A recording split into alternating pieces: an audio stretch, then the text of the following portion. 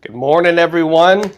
Former President Donald J. Trump is now yet again the president-elect, and he's going to be sworn in as the 47th president of the United States on January 20th, Inauguration Day. And, one of the big questions coming up is, well, what is going to happen to all the pending legal cases against Trump? Remember, there are a couple federal cases against him still, brought by special counsel Jack Smith, and still pending as well are a couple local level cases. And, well, now those federal cases look like they could be dropped. Now, let me know your thoughts on the legal cases. I'm curious what you all think about it.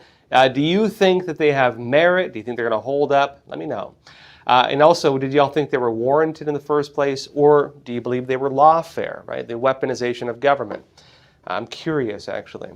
And so let's dive into it. So first of all, the Department of Justice is reportedly looking to wind down the criminal cases against President-elect Donald Trump. And this follows his historic victory in the 2024 elections. Epoch Times said this.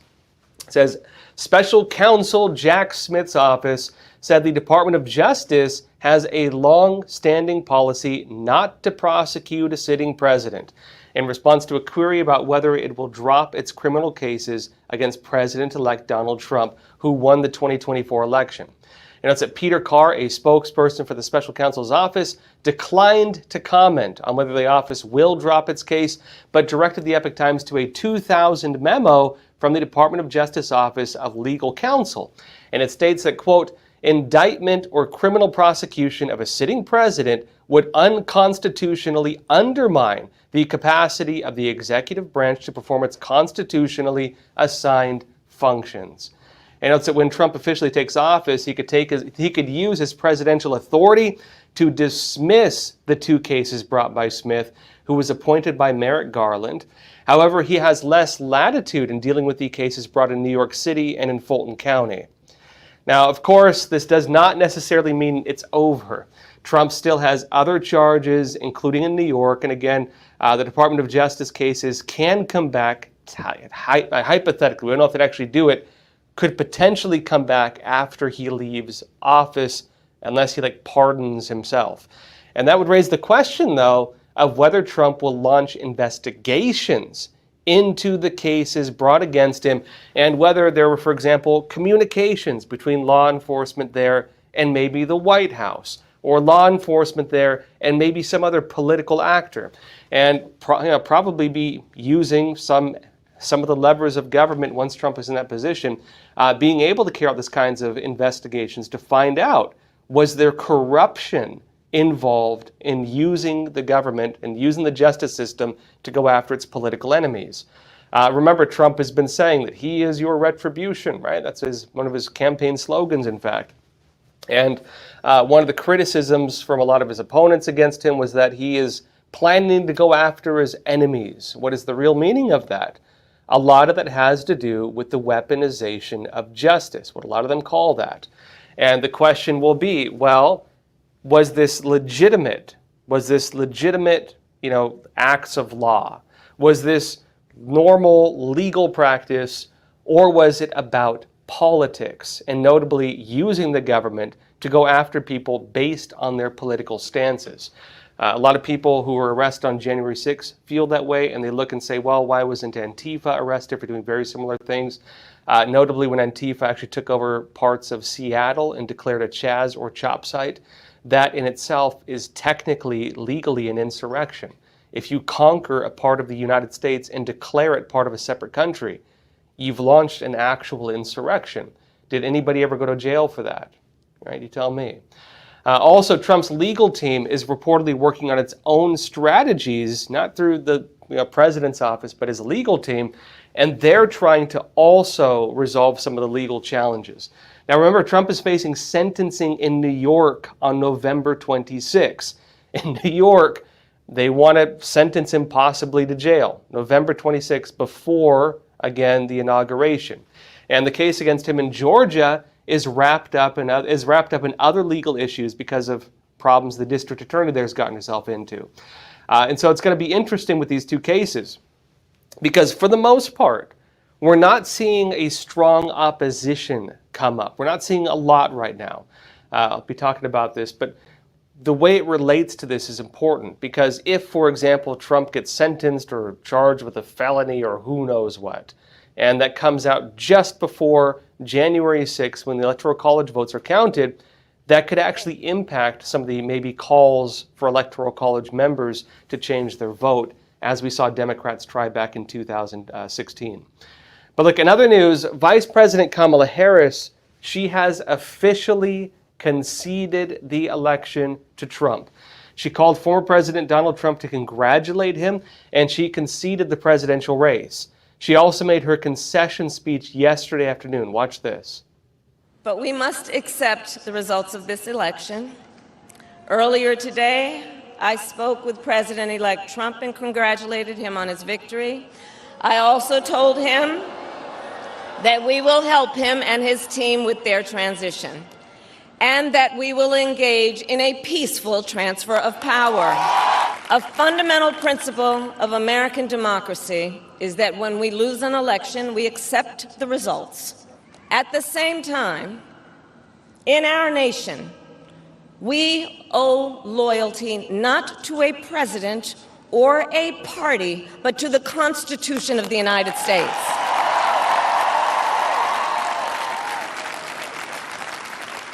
And loyalty to our conscience and to our God. My allegiance to all three is why I am here to say, while I concede this election, I do not concede the fight that fueled this campaign. Now, something else interesting happened. Right before Kamala went on stage, a squirrel ran across the stage. And people made, of course, references to Peanut the squirrel. But look, on the concession speech, this suggests that we will be seeing attempts, or will not be seeing attempts from Democrats to contest the vote. Maybe they will, maybe they won't. This means they will not be calling for recounts. They will not be trying to change the outcome of the Electoral College votes, at least not yet. Because again, if Kamala has conceded the election, it means that she's not going to be challenging it. She's no longer trying to beat Trump. She's no longer trying to become president. She has officially conceded. And I didn't expect this, I'll be honest with you all. This is actually becoming what looks like the first peaceful transfer of power that we've seen in quite a long time. You know, you could say 2020, 2016 were pretty rough. Even before that, you usually saw recounts, or at the very least, right? But between this and the legal cases against Trump winding down, although we don't know how that will end up in the future, it is possible, at least for the inauguration and for this election, that we could see a relatively smooth and maybe peaceful transfer of power. And Trump claimed another swing state also as well. Trump got Michigan now. That puts Trump strongly in the lead with 295 Electoral College votes. He only needs 270 to win, so this is just beyond the margin now. And it also has Republicans coming even closer to controlling the House of Representatives as well as the Senate. And if they do that, Trump's going to come in with a supermajority and the Supreme Court. Now, meanwhile, despite Trump being reelected to office and the potential that Republicans could see a supermajority, advocacy groups are already announcing that they have plans to challenge potential Trump policies. Here's more on this from USA Today. They say this: foes of Trump promised to provide his administration no honeymoon. Hours after Trump's victory, advocacy groups were setting their sights on the president-elect, who will take office January 20th. The American Civil Liberties Union, which fought many controversial Trump policies during his first administration, said Wednesday that it already has a battle plan and would take action, quote, the minute he takes the oath of office.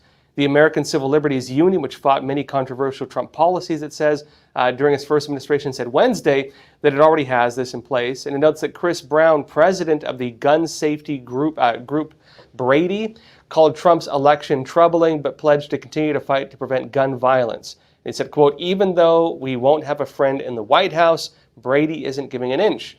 And Sierra Club executive director, that's Ben Jealous, called Trump's first term a disaster for climate progress and pledged to challenge Trump's disastrous proposals in court and keep the pressure on banks and big corporations to clean up their act.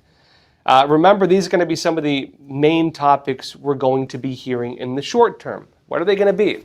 Well, when Trump does what he says he was going to do on day one, if he does it, he's going to move to deport all the illegal immigrants.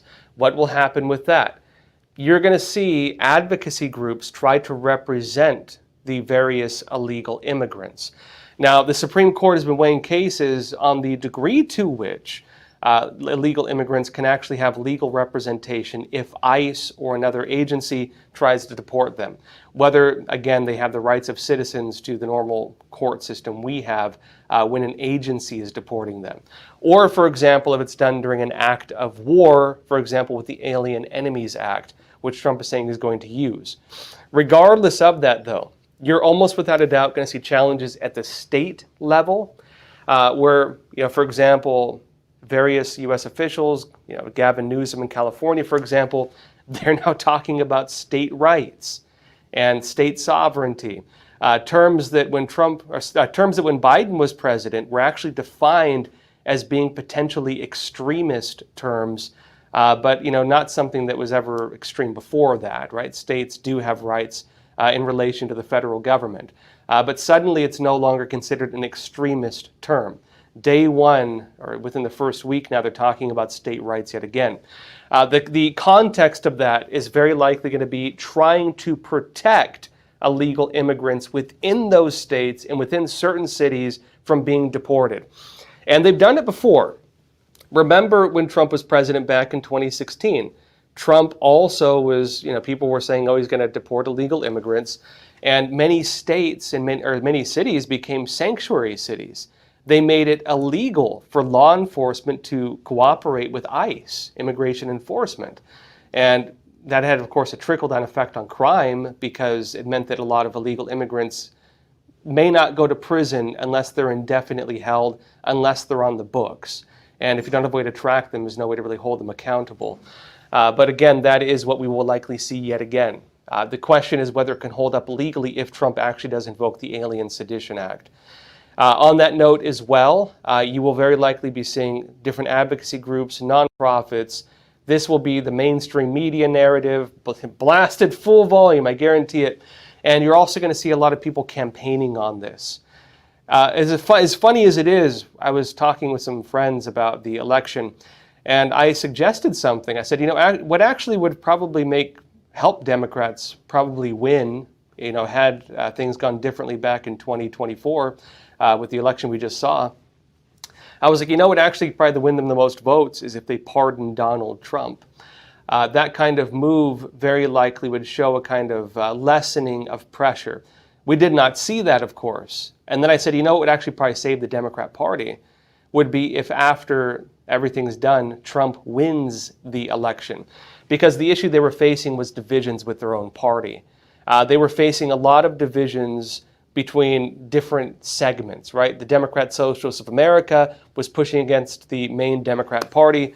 A lot of the Communist Party factions were actually pushing back against the Democrats and the Republicans.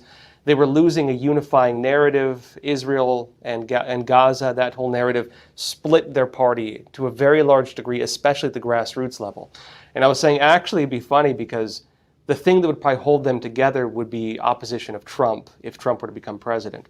And I think we're going to see that. You're very likely going to be seeing large-scale protests, groups trying to rally together illegal immigrants. You're going to be watching a lot of these systems that were in place back then coming out yet again. And now, look, the other side of this, though, billionaire Elon Musk is potentially going to be heading a new Department of Government Efficiency. That's Doge. And it's kind of after his meme coin, Dogecoin. And in a nod to his famous meme after he bought Twitter to this, where he carried a sink into the Twitter office and then fired 80% of the staff, Elon Musk has now repeated that meme. Elon Musk posted a picture of himself carrying a sink into the Oval Office this time, not the Twitter office. And he repeated the same line as well in the post he just made on X. He said, "Let that sink in." Now, with Twitter, some took that as him suggesting that he, let that sink in, that he's just bought the company. Let that sink in, that he's here now. I personally took it as a reference to him, let that sink in, because I'm going to get rid of everything but the kitchen sink.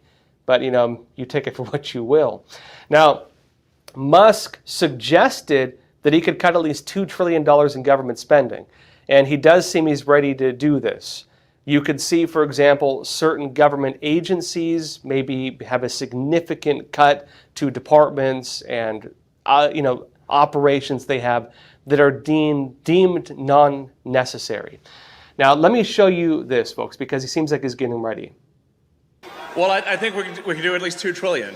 Yeah! Yes. 2 trillion. I mean, at the end of the day, you're being taxed. You're being taxed. All government spending is taxation. So whether it's direct taxation or all government spending, it either becomes inflation or it's direct taxation. Your money is being wasted, and the Department of Government Efficiency is going to fix that. Now, it's not just Elon Musk who's planning moves like this. RFK Jr., right? Robert F. Kennedy Jr., the once candidate in this presidential election cycle before he dropped out and then endorsed Trump. Remember, he was running as a Democrat. He could also have a place in the new Trump administration, especially on health. Now, RFK Jr., when he was running for Democrat president, and, they didn't really let him run as a candidate technically, he was, of course, talking about vaccines and big pharma, and that's been his biggest thing. Now, politically, this has been an issue that has kind of gone from Democrat to Republican over the years. I remember back before Obama, it was mostly Democrats who cared about, vaccines and bodily health and pushing back against big pharma. They flip-flopped on that. They started becoming very pro-big pharma. And a lot of that had to do with, of course, political advertising and other things, because big pharma is also big money. Big money for government, big money for media, most of them at least. And RFK Jr. is talking about pushing back on that. Now, he's talked about these companies. He's commenting on some of his plan for a potential place in the Trump administration. Let me show you this. Watch. Clearing out the corruption in your terms, would that mean clearing out the top level federal service workers that are currently at the FDA and the CDC? In some categories, I would say. What does that look like? Yeah. In some categories of workers, there are entire departments, like the nutrition departments at FDA, that have to go. That are not doing their job. They're not protecting our kids. Why do we have Fruit Loops in this country that have 18 or 19 ingredients, and you go to Canada and it's got 2 or 3? Now, after this, he's then questioned over whether he would eliminate certain agencies altogether, not just departments. He said that doing that, like eliminating an entire government agency, like getting rid of the FDA, he would probably need congressional approval for that, and so he would not do it. But it does appear to be his goal that he's going to get rid of a lot of this, right? He wants to get rid of parts of the agencies, maybe not entire agencies. And the question is, well, how much are you going to get rid of? If he gets rid of, for example, 95% or 20%, it's a big difference. And at the same time, too, because of regulatory bloat, because of the way that works, it's also possible that any agency that is reduced could just build it back within, the next administration or something as well. So we'll have to see. But it is possible that RFK Jr. would be given some of that authority. Remember, leading up to this election, Trump was saying he would have RFK Jr. work on, quote, health and women's health in his administration, and also to look into the country's food supply, which some people are concerned about. In particular, looking at potentially harmful chemicals and ingredients that get added to our water and to our food. Now, this was him during a campaign rally in Nevada a week ago. Watch this. Robert F. Kennedy Jr. we have. And he's going to work on health and women's health and all of the different reasons, because we're not really a wealthy or a healthy country. We're not a wealthy country either. We owe 36 trillion, but we'll get that taken. You know what's going to take care of that? Largely? The liquid gold is going to help us with that. That's why I told Bobby, I want you to take care of health. I want you to look at the food and the food supply and what we put on the food and all sorts. You could look at, but let me handle the oil and gas, Bobby. Just leave me alone. Now, one thing about Trump that whether you like him or not, that many people do say about him, is he tends to do what he says he's going to do. Now, Kennedy has been pushing a new narrative called MAHA, Make America Healthy Again. And he's been very much against what he sees, or what he seems to view, as an overuse of vaccines. The vaccine schedules for kids and so on. Harmful chemicals included in the vaccines, things he says, for example, like mercury that can get into the brain and stay there, and also other medications, big pharma overall. He's also on broader problems within the pharmaceutical industry and what he seems to view as maybe corruption or maybe money interest that overrides the goal of actually saving lives. He has since clarified that he's not planning to get rid of vaccines altogether, though. He has suggested that he will keep them available, but maybe just get rid of the mandatory vaccines, especially the vaccine schedules for kids. A lot of us growing up had to get vaccines. Maybe you got like 5 or 6, maybe you got a few of them. If you look at the vaccine schedules for kids now, it's a huge number. They're getting more vaccines before they're a few years old than most of us have gotten in our entire lives. And the question is, well, is that good for them or harmful to them? It seems RFK Jr.'s stance is going to be to look at that, but also to make it so it's no longer mandatory for school. RFK Jr. is also saying he's going to be working to get fluoride out of America's drinking water. Now, he's noticed will come down to the states because he can't force the states to do it. A lot of them are in charge of their own water supplies and so on. And while he may have a hard time forcing them to get fluoride out of the water, that the states could be legally liable for violations of health if they keep it in, especially if they can prove it's unhealthy. Now, on that, we're probably going to have to wait and see what the legal battle is over whether, again, this is safe to have in water or not, fluoride. He has previously said that fluoride is an industrial waste product linked to cancer. Some would say it's linked to the aluminum industry, actually. Now, here's a P on it from a few days ago. They say Robert F. Kennedy Jr., a prominent proponent of debunked public health claims, they say, who debunks it? Well, maybe them. Debunked public health claims whom Donald Trump has promised to put in charge of health initiatives, said Saturday that Trump would push to remove fluoride from drinking water on his first day in office if elected president. And again, RFK Jr. said the same also. And now they claim that fluoride strengthens teeth and reduces cavities by replacing minerals lost during normal wear and tear, according, they say, to the U.S. Centers for Disease Control Prevention. The addition of low levels of fluoride to drinking water has long been considered one of the greatest public health achievements of last century, they claim.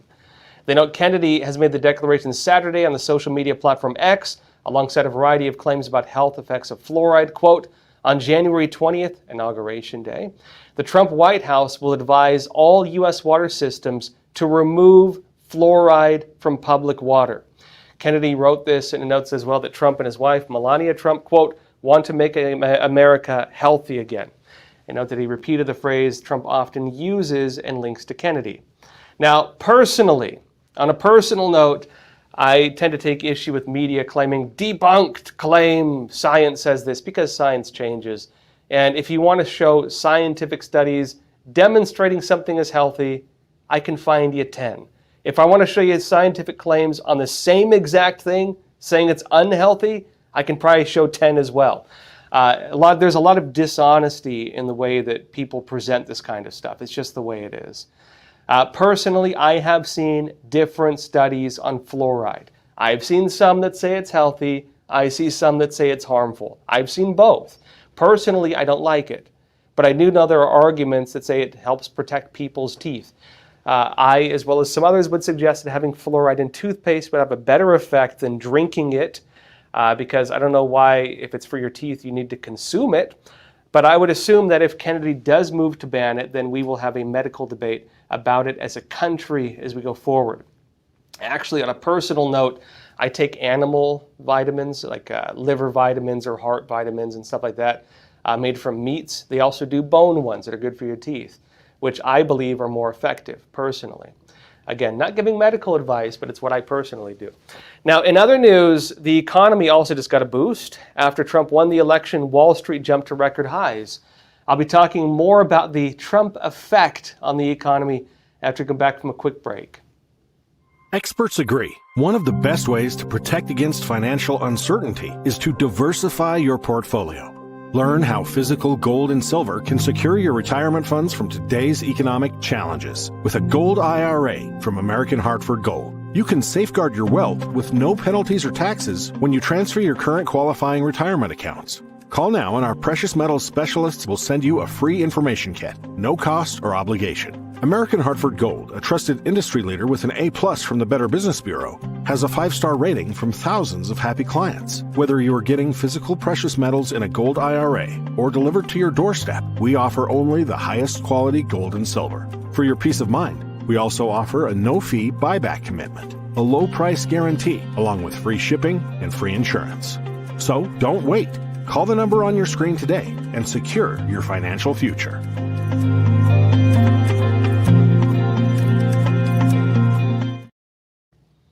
Welcome back.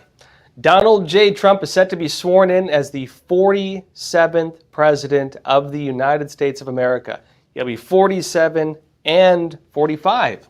Now, after his win, the economy also just got a boost. After Trump won the election, Wall Street jumped to a record high. Epoch Times said this.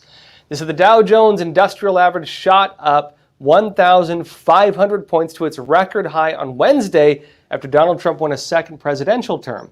And it was that Trump's promises during the campaign to increase tariffs, cut taxes, and slash federal regulations appeared to encourage investors to plunge into a range of assets that might benefit from his policies.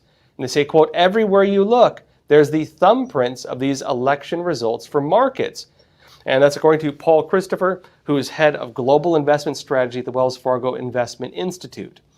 Now, of course, as it notes, the jump likely ties into Trump's plans to focus on American manufacturing, right? Domestic manufacturing pushes for lower taxes, including for businesses, right? Corporate taxes. One thing the Biden administration is trying to do is raise corporate taxes and then create global, mandatory minimum taxes globally so that businesses could not escape high U.S. taxes. That if they raise taxes here, they can't just move to the Caribbean or something like that, right? That's been a very difficult move for them, but because of taxes on businesses, a lot of businesses, some would say they're not going to be here. That was the argument Trump had. Why would you do business in a place if you have to give like 20, 30, 40% of your profits when you can just move your business to another place, do the exact same business and pay, 5, 10% or even less in taxes? Which one are you going to do? Especially when you have to answer to your shareholders. Now, he also wants to restart American domestic production. Biden was pushing for that as well, just being honest, right?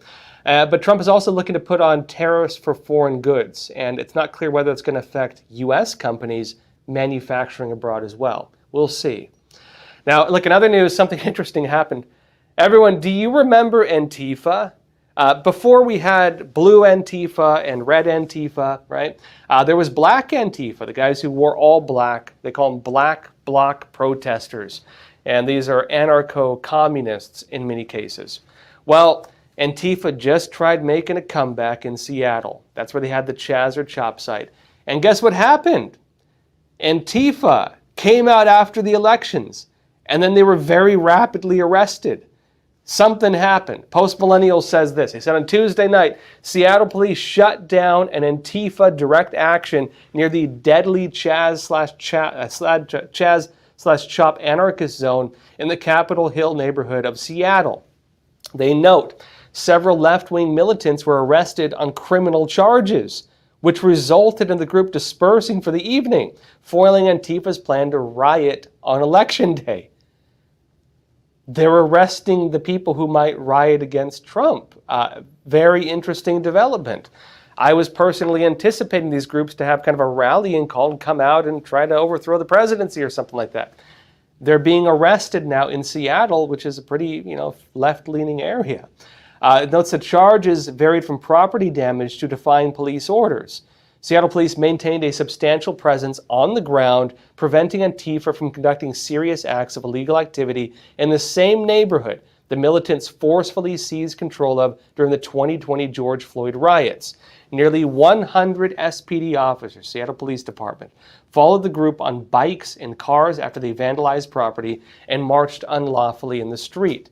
Police issued announcements to the group throughout the night over an LRAD speaker, and a police helicopter circled the militants, demanding the agitators remain lawful over a loudspeaker. At least 5 arrests were made, police said.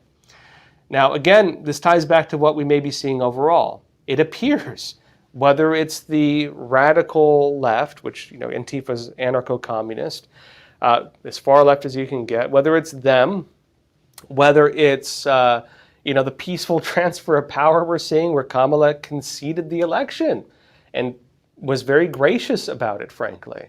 Barack Obama even allegedly called to congratulate Trump. George Bush shook hands with him. We're seeing a shift right now, a very interesting shift, one that I did not think we would see. Personally, I'll be honest with you all, I thought we were going to see weeks of vote counting. I thought that was going to be dragged on for weeks. I then thought we'd be seeing challenges to the election, lawsuits, the whole 9 yards. I thought there was going to be pressure on the Electoral College. I thought there was going to be riots on the street all throughout this. And who knows what would happen January 6th, whether we'd see a repeat of 2020 or if, they would have proper security in place this time. And also whether there'd be attempts to try to damage or undermine the inauguration. Who knows? What we're seeing right now, the trajectory we're on, is a peaceful transfer of power. And, look, whatever side of the political aisle you're on, we've seen both sides challenge the elections, right? Whether it was in 2020 or in 2016. We've not seen this kind of peaceful attitude in a long time in this country. And it's very interesting to see. The Democrats are actually being very gracious with Trump. It's a very interesting development to be watching for our country, and hopefully something we'll see more of as time goes forward. Folks, that said, let's jump into some questions. Let's see here. All right. Candace Harden, you're saying, seriously, this all went off without much of a meltdown. Seems there is too much calm. No riots, no media circus. Yeah, I'm kind of not used to it. I'm kind of like waiting to see what happens. It seems a little like not normal. Maybe I've been so conditioned over the last few administrations, let's say, that I'm not used to it anymore. And maybe some of you are feeling the same way. I'm like, wait, nobody's rioting? Really? Nobody's challenging the elections? Is this happening? Not only are they not trying to criminally charge Trump, they're actually talking about getting rid of the criminal charges. Did I wake up in the Twilight Zone or something? That's what it feels like. That it feels like I woke up in the Twilight Zone, and I'm living in the Leave It to Beaver America suddenly.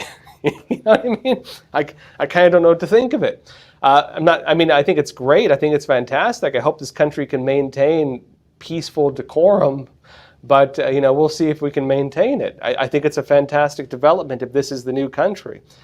Judy Akeem, you're saying the U.S. could be on a very important path now if Trump and his Avengers play it right. The U.S. could show the world you can get rid of unnecessary bureaucracy and elitism without the collapse of civilization. Yeah, and I agree. And for Americans, we don't often think like this. We think that, what do you mean collapse of civilization if you get rid of government bureaucracy? But for a lot of other countries in the world, they don't see it that way. For a lot of countries in the world, they depend on government bureaucracy. They tend to look to government to fix all of their problems, to the extent that the average citizen very rarely does anything on their own when it comes to their community or otherwise, because that's the government's job, they would say. And in some countries, you might even run into legal problems if you try to do stuff like that. There's a very clear divide on it. There's a very strict line in the road. You're the citizen here, the government's here, and you don't cross that line. In America, we have a very different view of this. You know, Americans walk into the Capitol building and be like, my taxes paid for this. I own this building. You're my employee. Pointing to like the elected officials. You're my employees. Like that's the American mentality for a lot of people.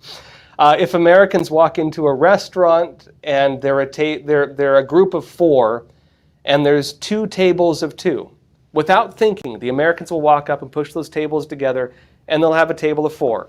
In some countries, they will yell at you if you do that. If you try that in France, they might kick you out of the restaurant. A lot of countries don't allow for that kind of individual sovereignty. And so for Americans, when we talk about cutting bureaucracy, for us, we don't think as much of it, but in some countries, it is a big deal. In some countries, they kind of don't know how things would function if they did not have kind of an all-encompassing government. And so, as Judith notes, as the United States under Trump moves to get rid of a lot of bureaucracy, cut government spending, cut government waste, get rid of certain departments of agencies, maybe even agencies Trump's talking about getting rid of the Department of Education, for example, just as one example of this. I don't know if he'll do it, but it has been floated. It'll be interesting to see how things do function after that and what replaces the void left over after the agency is removed, because individuals will have to replace it. It means the American people will regain some of their sovereignty, but we need to have that. We need to step up to the plate, in other words. Freedom does require a certain degree of action and participation. And so I think it is true for the world now. America will have to demonstrate whether this works or not, frankly. Anthony Evelyn, you're saying, what are your ideas on how Trump should deal with major mainstream media networks?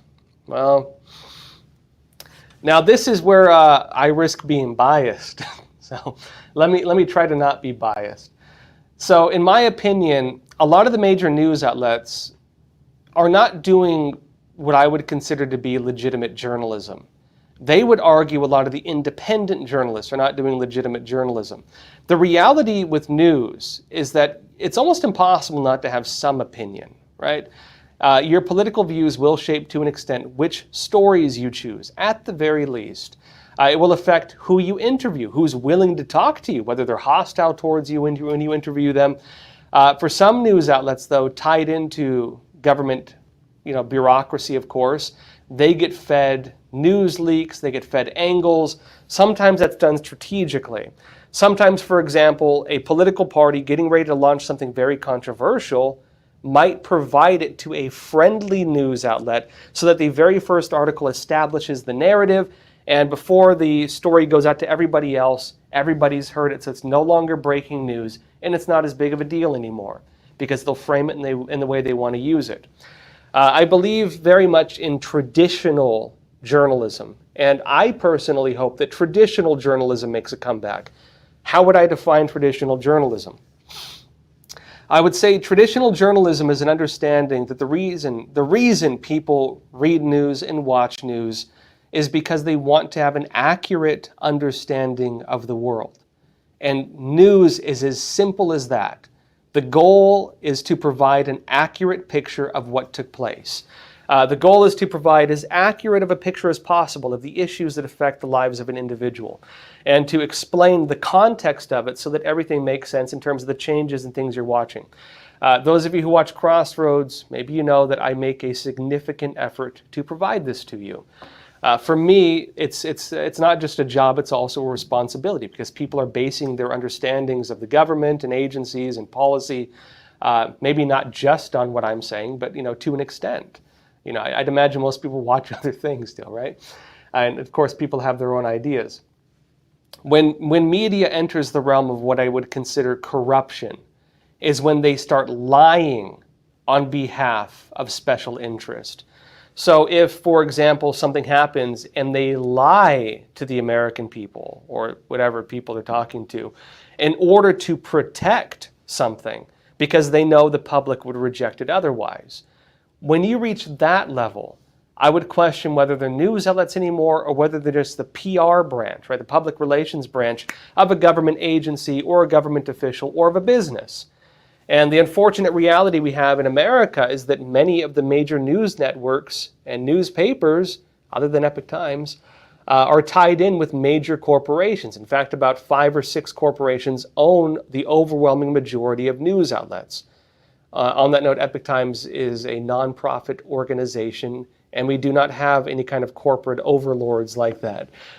One of the reasons why I can say what I actually think. You know what I mean? And of course, a lot of them too become beholden to advertisers and things like that, where they don't want to say certain things because it might cause trouble for this person or that person. It might cost them money. There's unfortunately a lot of business interest, a lot of political interest, and a lot of corruption tied in with the media. The difference we've now seen, though, is very important because prior to the internet, that was, even if dishonest, even if incomplete, even if biased, that was all you could see. If you wanted the news prior to the internet, you could only read the newspapers, you could only watch what the TV showed you, and there was only a handful of TV news networks.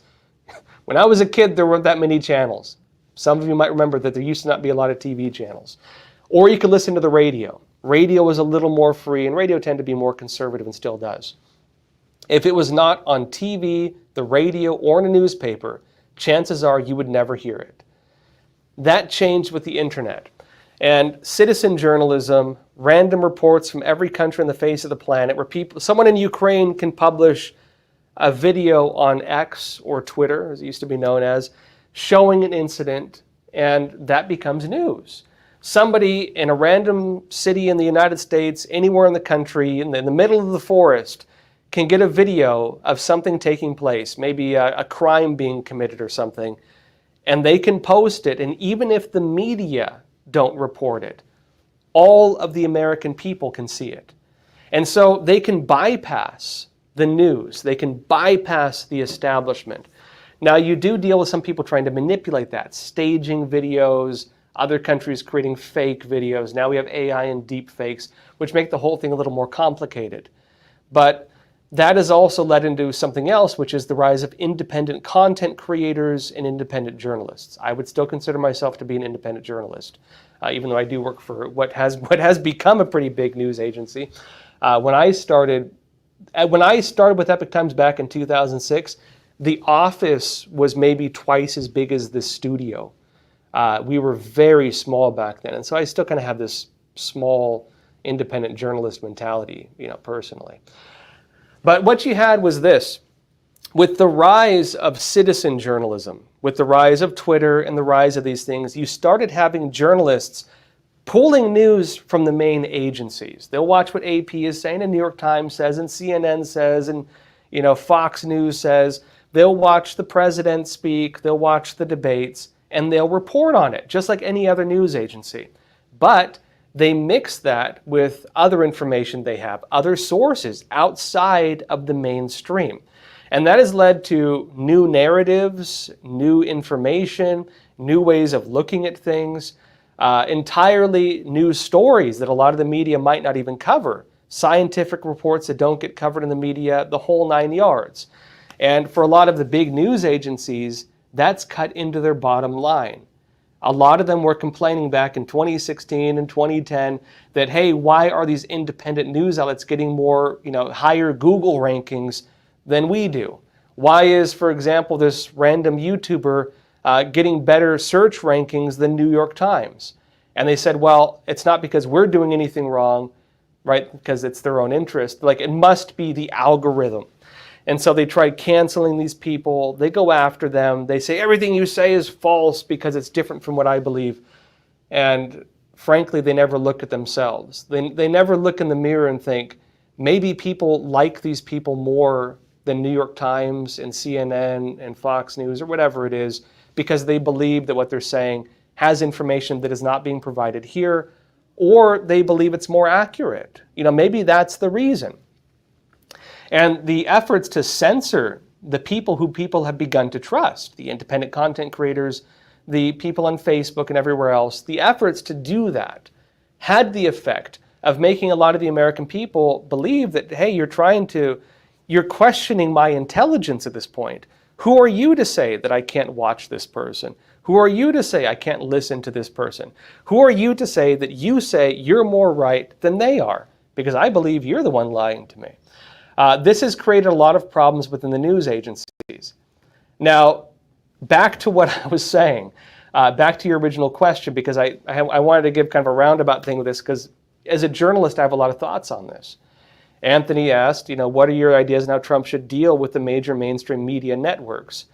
I think the way to deal with that is to look at it in terms of racketeering, to look at whether there's price fixing, to look at whether there's maybe anti-competitive actions being taken place, where news outlets are cooperating together to destroy their opposition, to destroy their competitors, where the New York Times has entire beats dedicated to doing hit pieces on their competitors, and where they collude with government agencies on censorship, where they will report things, demand censorship, where they will report to advertisers, demand advertisers remove ads from news outlets, where they will even coordinate and collude with foreign governments in order to cancel independent content creators, YouTubers, people on Twitter, influencers, whoever they are.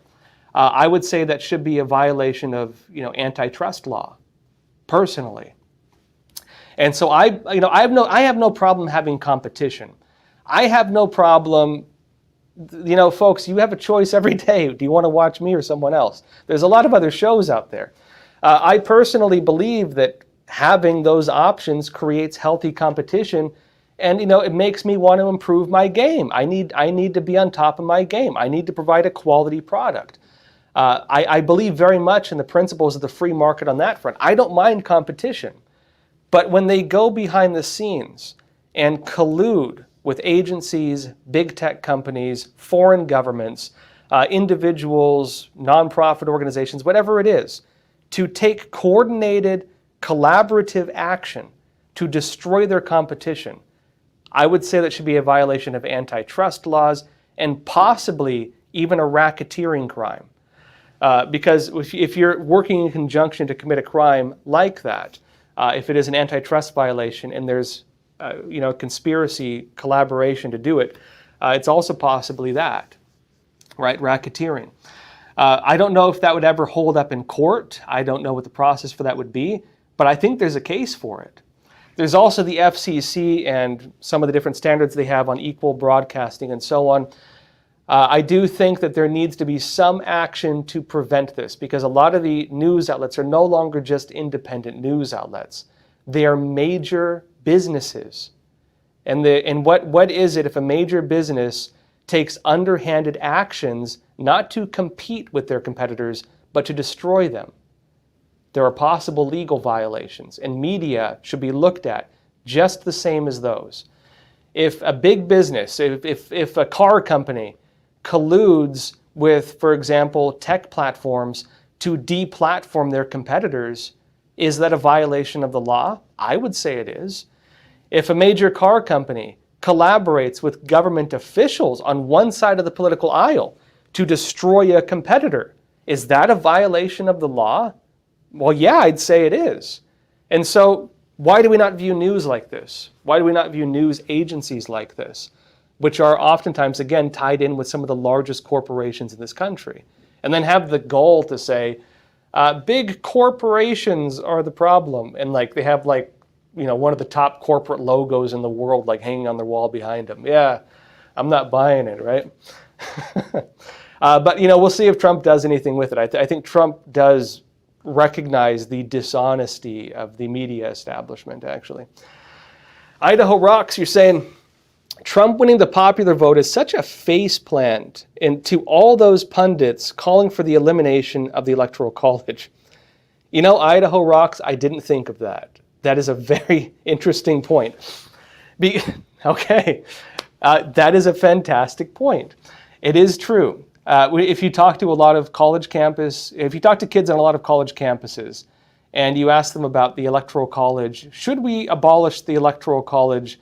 They'll say yes, and you're like, well, why should we eliminate it? Because it goes against the principles of democracy. We need to have a stronger democracy. What is democracy in light of that? Well, it means that the voices of the people are not heard. You know, everybody, most elections, more people vote Democrat than Republican, except for this time. More people vote Democrat than Republican, but still the Republican wins. And that's because of the Electoral College, and the Electoral College takes away the voice of the people. That's the argument, right? That is what they'll say. That's what a lot of the big corporate media has been saying. That's what, actually, on the Democrat side, mostly they've been saying in terms of why they want to look at possibly getting rid of the Electoral College. But if Trump just won the popular vote, well, you get rid of the Electoral College, Trump wins anyways. It doesn't matter, actually. That plan is moot. And maybe in the future, the Electoral College would help them instead. You know, we don't know if this shift is going to continue. Trump is a very unique politician. He's a very unique individual. I don't know if he calls himself a politician. He is now. He's president. But he's very unique on the political stage. If you look at his rallies, who else can hold those? Who else can rally people like that? So it is not clear whether, again, the popular vote will stay like this. We have seen Republicans win popular vote, like George H.W. Bush, for example, right?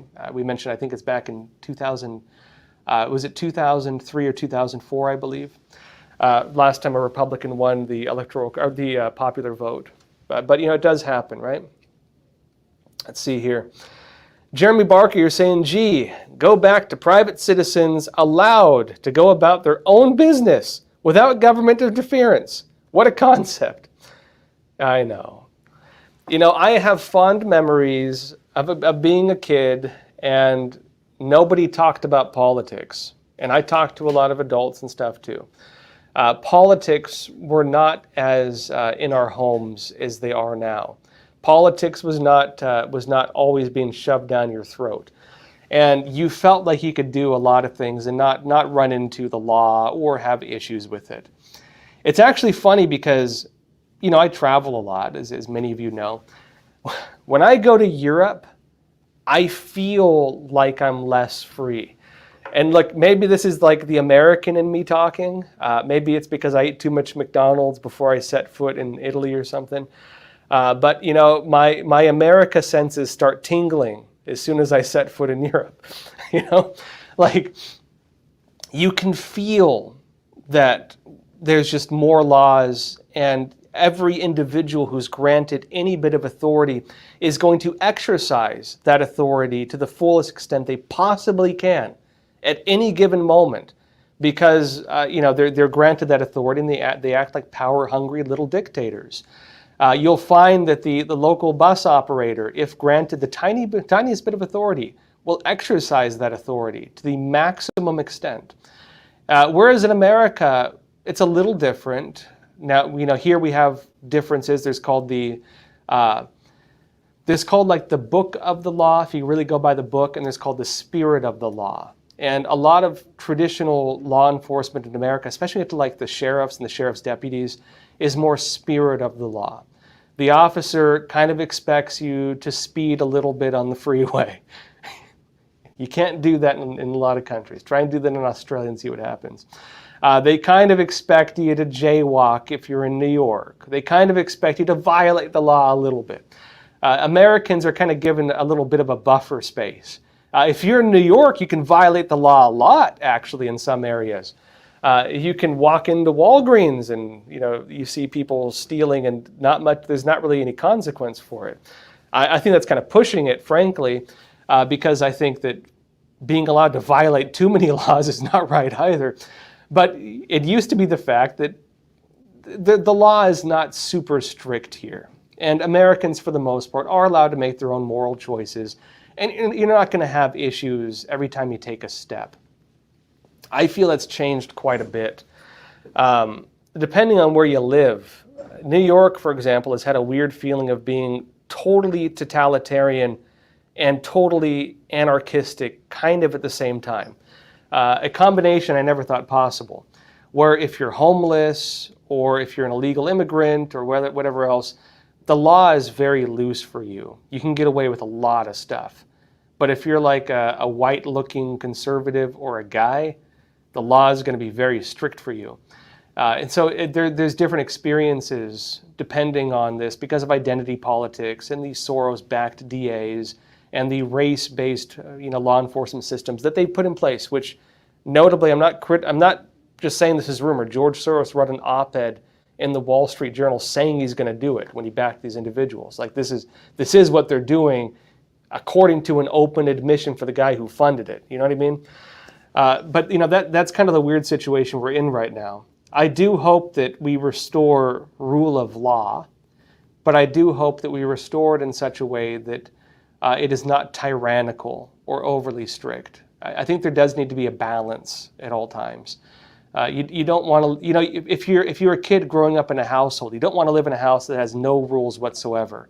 You'll feel that your parents don't love you and they're not watching out for you, frankly. But you also don't want to live in a house where you have to tiptoe around because you're afraid of making noise and all the couches are covered in plastic and, there's just overly harsh rules also. Typically, you would want to balance between the two. You want rational, logical, and, kind of lenient rules, but rules nonetheless. And I think that makes a comfortable household, personally. Let's see, Mold Guard, you're saying, when I was really young, I remember only 3 channels on TV, then a few more, maybe 7 or 8 total, then cable. Yeah, I would like to think I'm not that old, but I remember that. I think I came in on the 7 or 8 channel time, but I remember one of the first TVs I owned. There was a dial. And the dial had the channels on it. And that dial I don't remember what it went up to, but it wasn't that many. I think you could hit like 16 or, this is me just guessing numbers because I can't remember, but it wasn't that many. I remember the click between channels and it was a bit of a distance. And so, yeah, that was old TV, folks. I remember when the only day you could watch cartoons was Saturday morning. Saturday morning cartoons. There was no dedicated cartoon channel. And I remember waking up as a kid, eating my cereal, and getting up on time so I could go watch the cartoons. There used to be way fewer options with TV. Different era, right? And then cable came about. Then you had 70, 80, 100 channels. Now it's crazy. I can barely. When I turn on the TV now, I'm lost. There's too many channels. I can't keep up with it. Let's see here. NF, you're saying, just be thankful we have options. And you're referring, of course, to media. Yeah, and again, this is my stance too. I think competition is good, and I think competition is healthy.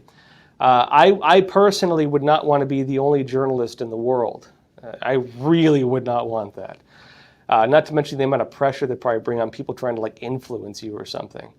A lot of people do try to actively corrupt or bribe journalists, and you have to have a pretty strong, foundation. Actually, you need to have standards of integrity to resist people trying to make you do what they want. Which I think actually some of the corporate media.